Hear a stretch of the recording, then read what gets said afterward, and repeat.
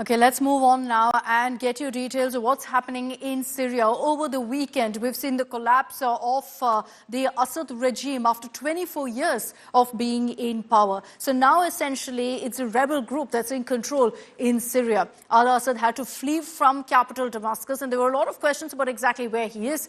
Now the information that's come in is that he's currently in Russia. As Russia has offered him asylum, he and his family are in Moscow. This even as questions loom on what next for Syria. World leaders are watching right now, closely monitoring the developments in Syria as the country glares at an uncertain future.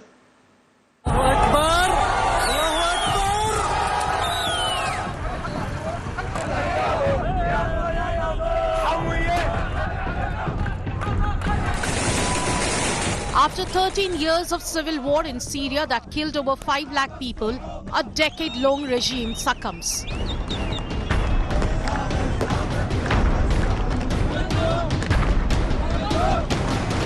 On Sunday, President Bashar al-Assad fled the country and rebel forces took charge of Syria.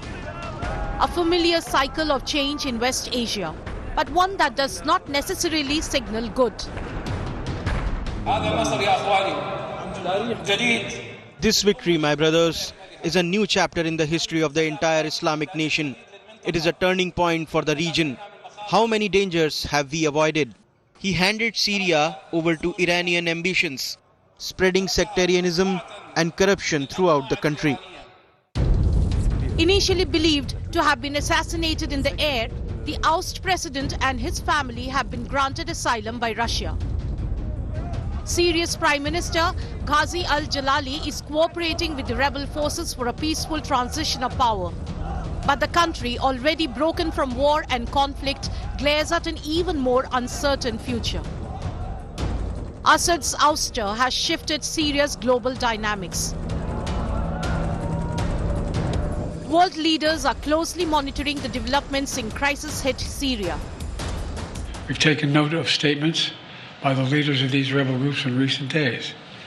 And they're saying the right things now.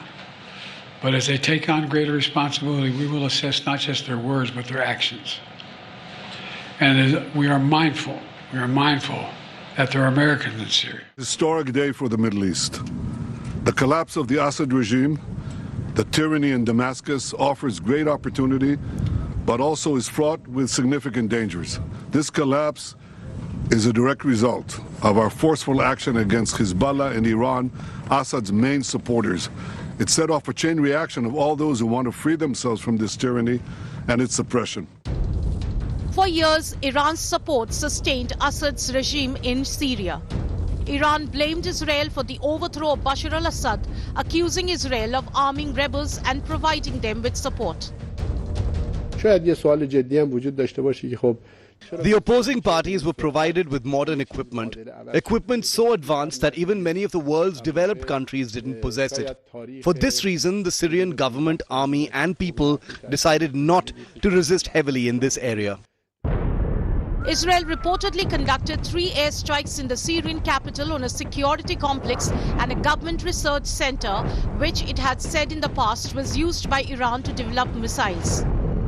Assad's ouster came as a big relief for Syrians, but normalcy remains far away. Bureau Report, India Today.